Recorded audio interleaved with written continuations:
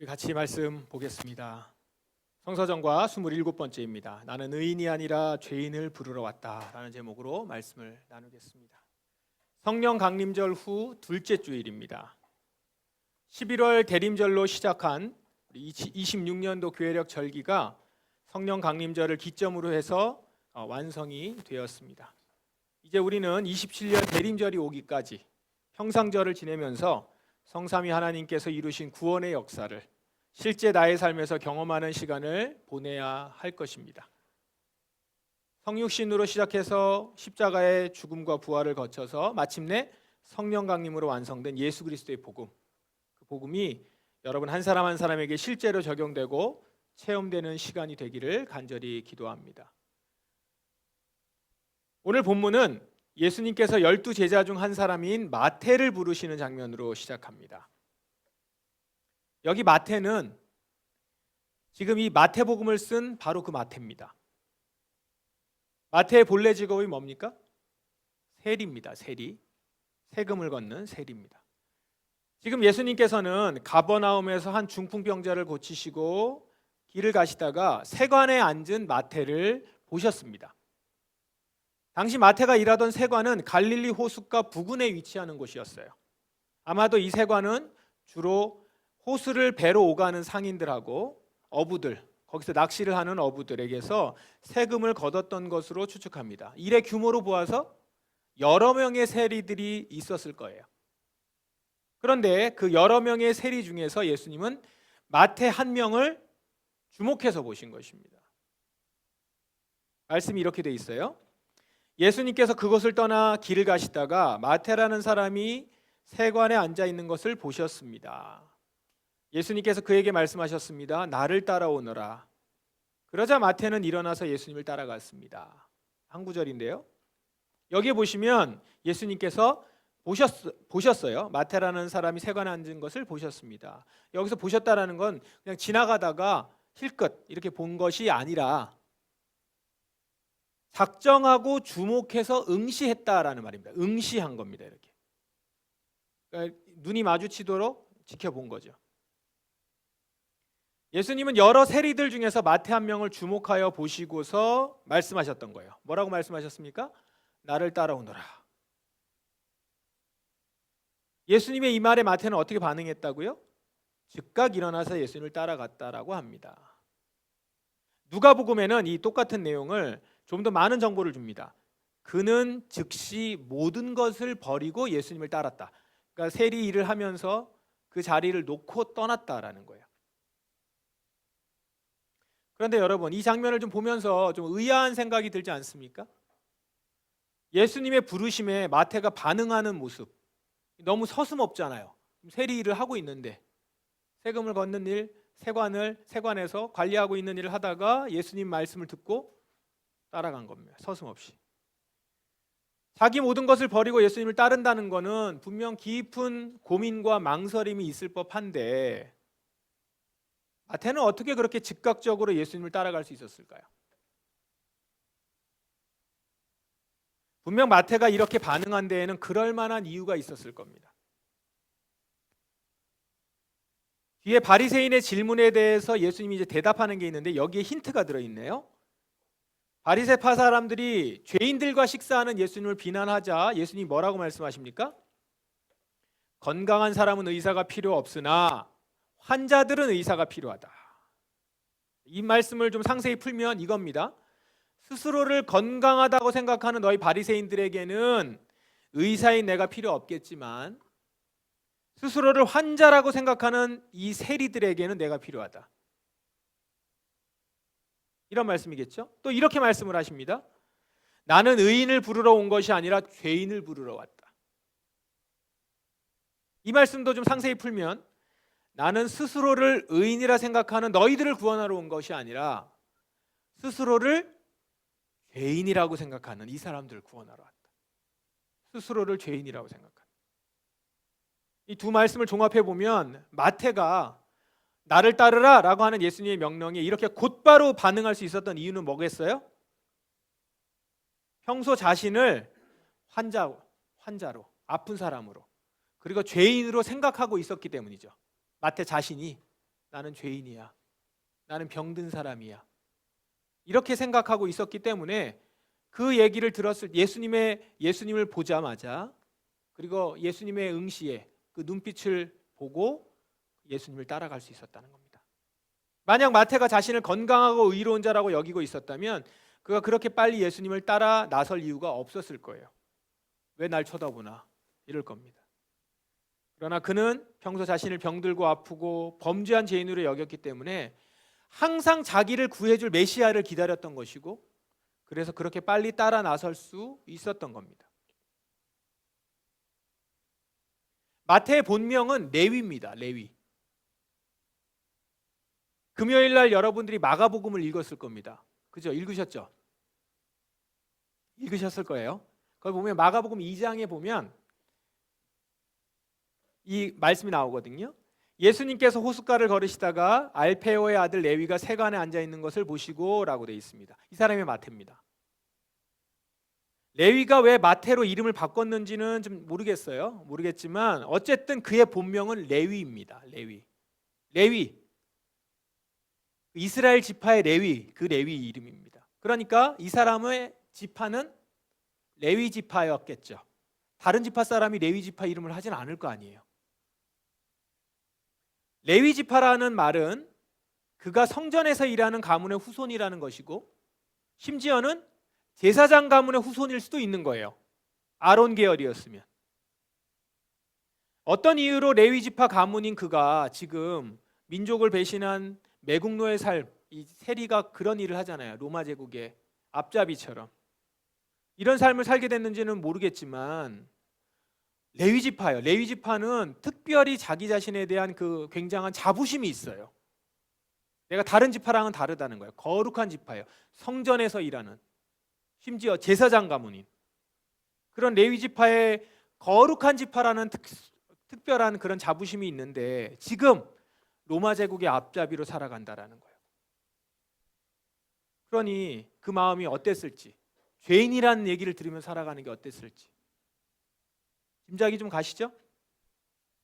물질적으로는 풍요로웠을지 몰라요.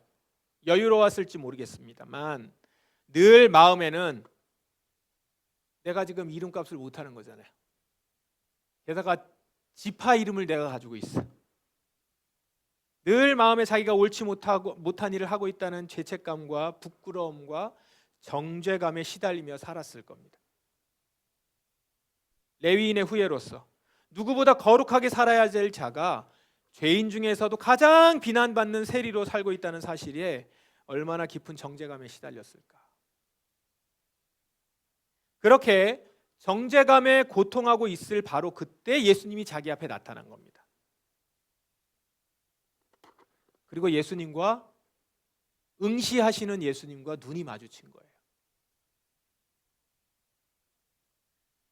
마태의 눈이 예수님의 눈과 마주친 바로 그 순간 마태는 어떤 마음이 들었을까요? 진리와 생명과 사랑이 충만한 예수님의 눈동자를 바라보며 그럼 무엇을 느꼈을까요?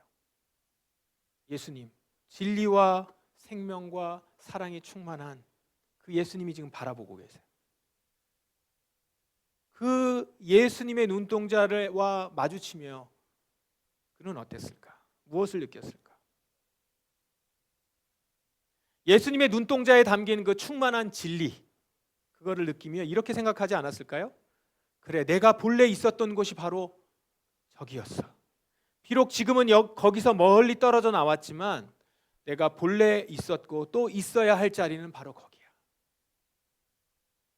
또 예수님의 눈동자에 충만한 사랑과 자비를 느끼며 마태는 이런 생각이 들지 않았을까요? 나같이 더러운 죄인을 경멸의 눈빛으로 바라보지 않으시고 사랑과 긍휼의 눈빛으로 바라보시는 이분은 누구실까? 순간 정죄감으로 억눌렸던 그 마음이 녹아져 내렸을 겁니다. 마태는 예수님과의 그 눈빛 만남에서 잃었던 생명과 진리를 발견하고 짓눌렸던 죄책감에서 해방되었던 것이죠. 바로 이런 이유 때문에 마태는 예수님의 명령에 망설이지 않고 바로 그 자리에서 일어나서 예수님을 따라갈 수 있었습니다. 반면에 바리새인들은 어땠습니까? 그들은 스스로를 건강하다, 의롭다 이렇게 여기고 있었습니다. 자신들은 세리와 창기 그리고 율법을 제대로 지키지 않는 자들과는 달리 의롭고 하자 없고 건강한 존재라고 생각했어요. 그러니 그런 그들이 누구를 의지할 필요가 있겠습니까? 건강한 자신들인데 어떤 치료가 필요하겠어요? 누구보다 의롭고 바른데 무슨 메시아가 필요합니까? 그래서 그들은 예수님이 필요하지 않았어요. 아니, 필요 없는 존재를 넘어서서 적대 대상이었습니다. 왜냐? 자기들이 지금 신성하다고 여기는 계명, 딱 만들어 놓은 계명을 자꾸 깨려고 하고 자신들이 짜놓은 질서를 어지럽히고 심지어 자신들을 비판하잖아요. 예수는 이 바리새인들 눈에는 그야말로 눈엣가시요, 반역자요, 불순분자였던 거예요. 마태에게는 예수님은 의사요 구원자였지만 바리새인들에게 예수는 그저 제거하고 죽여야 하는 존재인 거죠. 이렇듯 스스로를 건강한 의인으로 생각하는 자는 예수님을 찾지 않습니다. 찾지 않으니 만날 수 없고 만나지 못하니 치유와 용서도 못 받겠죠. 반면에 스스로를 환자로, 죄인으로 생각하는 자는 자신을 치료하고 구원해 줄 예수님을 찾습니다. 그리고 결국 예수님을 만나서 치유와 용서를 받게 되는 것입니다. 여러분 어떻습니까? 여러분은 자신을 어떤 사람이라고 생각하세요? 스스로를 건강한 의인이라고 생각합니까? 아니면 의사가 필요한 환자요, 죄인이라고 생각하십니까? 여러분이 만약 자신을 건강한 의인이라고 생각한다면 분명 여러분은 예수님을 잘 찾지 않을 겁니다. 반면에 여러분이 자신을 아직 치유가 필요한 죄인이라고 생각한다면 여러분은 분명 날마다 예수님을 찾고 의지하며 살아가고 있을 거예요. 반대로 생각해 보셔도 됩니다. 내가 예수님을 잘 찾지 않는다면 내가 왜 예수님을 잘 찾지 않을까? 예수님이 그렇게 필요한 존재라고 내가 생각하지 않는 존재이니까겠죠. 내가 매일 예수님을 찾는 자예요. 왜요? 나는 예수님이 정말 필요한 치유가 필요한 죄인이다라는 것이죠. 여러분의 삶을 보시면서 여러분은 나는 어떤 사람으로 나를 생각하고 있는가를 한번 돌아와 보십시오. 그런데 여러분, 우리는 모두 하나님 앞에서 병든 죄인입니다.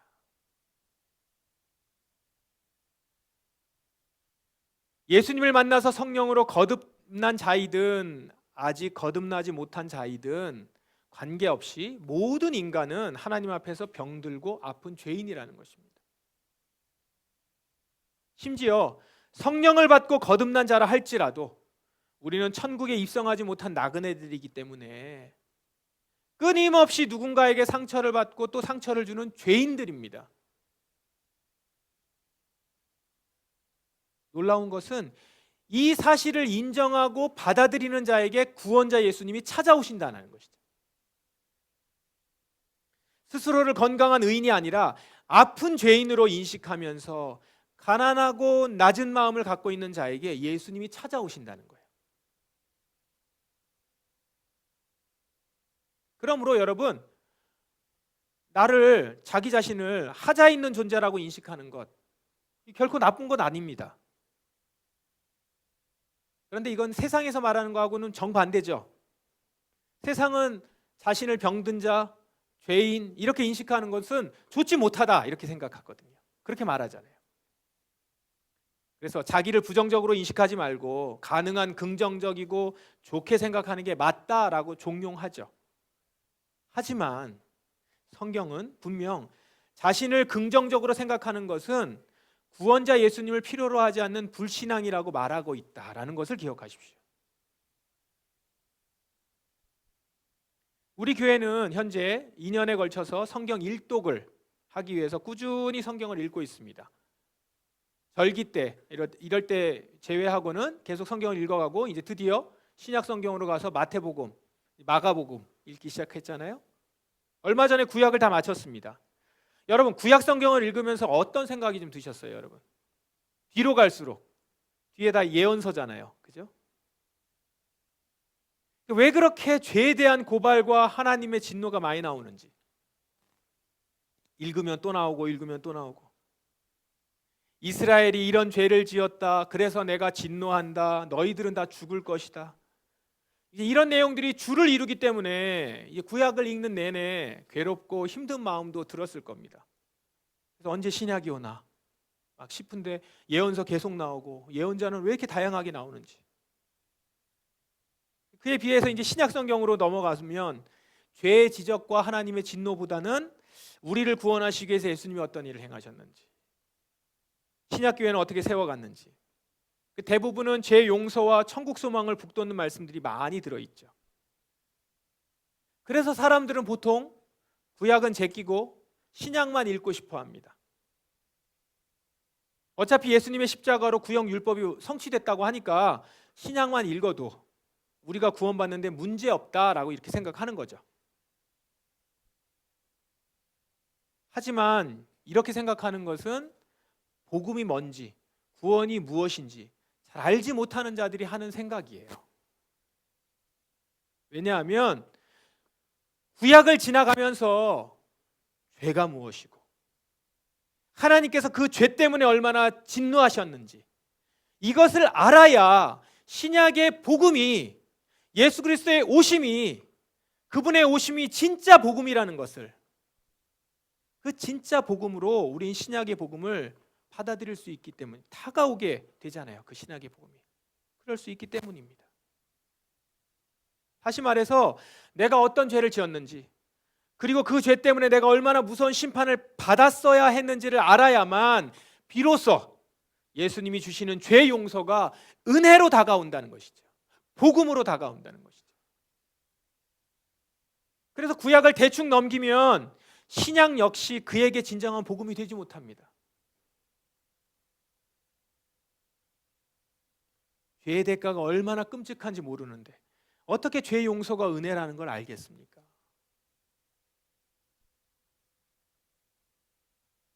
세리 마태가 정죄감으로 깊이 괴로웠기 때문에 그에게 예수님은 진정 의사요 구원자가 될 수 있었던, 그와 같은 맥락인 거예요.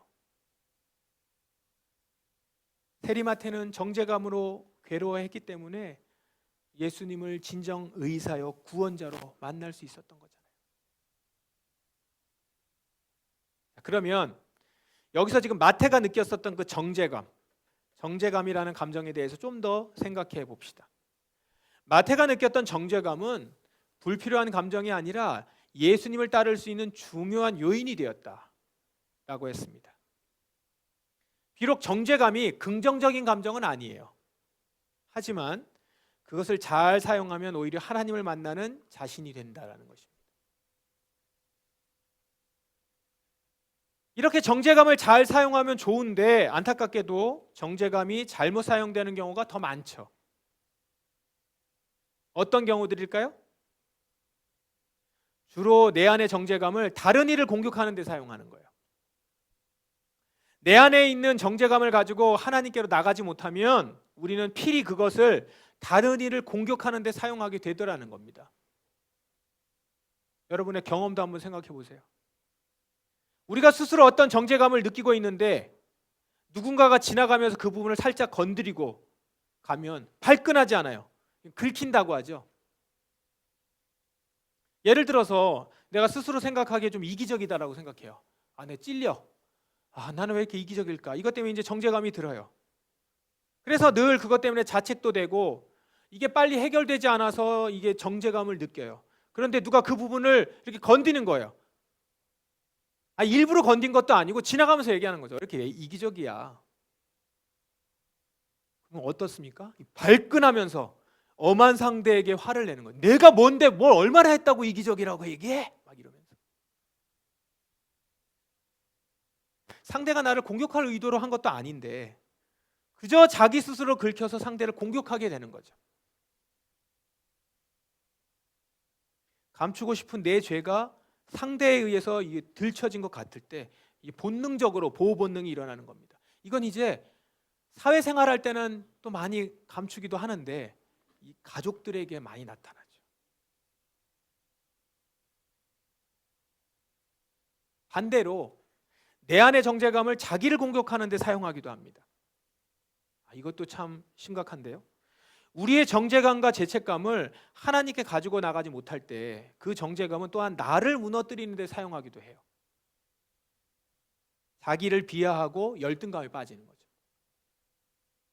나를 남보다 못한 존재, 그래서 무가치한 존재 이렇게 생각하게 되면서 깊은 무력감에 빠지는 거예요.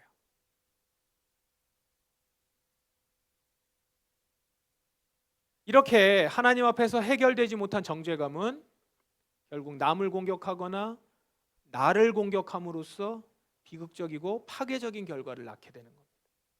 자기도 파괴시키고 남과의 관계도 깨어지고 남에게도 깊은 상처를 주고. 여러분은 어떤 종류의 정죄감이 있습니까? 아마도 정죄감이 없는 사람은 없을 겁니다. 왜냐하면 우리는 모두 하나님 앞에서 불완전한 죄인이기 때문이죠. 우리가 같이 애니어그램도 같이 나누고 있었는데 그 가운데 있는 여러분들의 나타날 만한 그림자들, 그게 부각이 되면서 여러분들 가운데 상처나 깊은 아픔이나 그래서 이렇게 정죄감으로. 이유와 종류는 다르지만 우리는 모두 자기만의 죄책감을 안고 살아갑니다. 스스로 생각해도 옳지 못하다는 생각, 반복해서 짓는 죄, 해결되지 못한 마음의 응어리, 이런 것들로 인해서 정죄감과 죄책감이 있다라는 것이죠. 그런데 여러분, 그러한 정죄감은 결코 불필요한 것이 아닙니다. 오히려 우리가 하나님을 만나는데 꼭 필요한 양분이 된다라는 거예요. 길이 돼요. 그러므로 여러분이 갖고 있는 정죄감을 갖고 하나님께 나아가십시오. 정죄감이 드는 그 부분을 혼자 힘으로 해결하려고 하지 마시고 전능하신 하나님께 아뢰십시오. 정죄하지 않으시고 내 모습 그대로를 받아주시는 하나님께 도움을 청하시기 바랍니다. 우리 주님이 안 도와주실 리가 있겠습니까? 여러분, 내 안의 정죄감을 하나님께 가져가서 해결하지 않으면 필히 그러한 감정을 다른 이에게 상처를 주는 재료로 사용하게 됩니다. 쓸데없이 사랑하는 가족이나 이웃들에게 상처를 주는 재료로 사용된다는 거예요. 이 얼마나 슬프고 속상한 일이에요. 또한 내 안의 정죄감을 하나님 앞에서 해결하지 못하면 필히 그러한 감정으로 나를 공격하게 돼요. 또 자책하게 되죠. 다른 사람한테 상처 주고 또 그러한 나를 보면서 또 나 자신이 아파하고 자기를 비하하고 열등감에 빠져서 자기를 무너지게 합니다. 열등감이 뭐예요? 자기를 남보다 못하거나 무가치한 인간으로 낮춰서 평가하는 감정이거든요. 잘 생각해 보면 열등감은 남들과 자기를 비교해서 생기는 감정이에요. 여러분, 우리가 하나님 안에서 나의 존재의 의미를 발견하지 못하면 필연적으로 다른 사람과의 비교에 빠질 수밖에 없어요. 누구보다 뭐가 못하고 누구에 비해서 뭐가 부족하고. 그런데 여러분은 누구보다 뭘 못한다고 해서 열등한 존재도 아니고요. 누구보다 뭐가 부족하다고 해서 하찮은 존재도 아닙니다. 우리는 창조주 하나님의 형상대로 지어졌다는 이유 그 하나만으로 성삼위 하나님의 크신 사랑을 받고 있는 존귀한 자들입니다.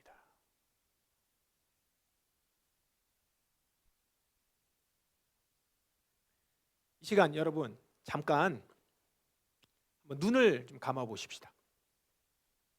눈은 지금 감는 거예요. 지금 이제까지는 원래 눈을 뜨고 있었어야 됩니다, 여러분.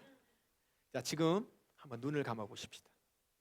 사랑하는 여러분, 눈을 감고 마태가 세관에 앉아서 마주쳤었던 그 예수님, 그 예수님의 그 눈을 한번 떠올려 봅시다. 여러분이 마태처럼 생명과 진리가 가득한 예수님의 눈빛, 여러분을 향한 사랑과 자비가 흘러넘치는 그분의 눈빛을 한번 여러분의 영으로 바라봅시다. 보이세요? 느껴지십니까? 무엇이 느껴지십니까? 예수님의 그 눈빛에 가득한 생명과 진리가 보이십니까? 예수님의 그 따스한 눈빛에 서려 있는 사랑이 느껴지시나요? 이제 우리 각자 이렇게 한번 고백해 봅시다. 주님, 제 안에 이런 정죄감이 있습니다. 이런 죄책감 때문에 제 마음이 너무 괴롭고 힘이 듭니다. 심판받을 것 같고 혼날 것 같고 해결되지 못해서 답답하고 두렵습니다. 주님, 도와주시고 해결해 주십시오.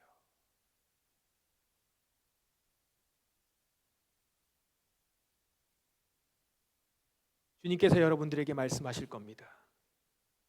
그러므로 이제 그리스도 예수 안에 있는 자에게는 결코 정죄함이 없나니 이는 그리스도 예수 안에 있는 생명의 성령의 법이 죄와 사망의 법에서 너를 해방하였습니다.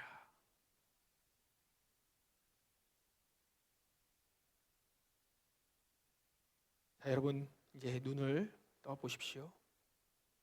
예수님이 여러분에게 하시는 이 선포를 들으셨습니까? 자신이 의롭지 못한 철저한 죄인임을 인정하시고 오직 예수 그리스도를 주인으로 삼으시는 여러분 안에는 이제 생명의 성령의 법이 작동하고 있습니다. 그러므로 여러분은 자신을 괴롭히는 모든 정죄감에서 해방이 되었습니다. 마태가 예수님의 부름에 즉시 따랐던 것처럼 이제 여러분도 이전의 죄된 삶에서 즉시 떠나서 예수님을 따르는 제자의 삶을 사실 수 있기를 바랍니다. 주님께서 여러분을 응시하실 때 여러분이 주님과 눈을 마주하면서 주님께 나아갈 수 있는 여러분 되시기를, 마태처럼 예수님을 따라가실 수 있는 여러분이 되기를 주님의 이름으로 축원합니다. 우리 이 시간 찬양하고 함께 기도하실까요?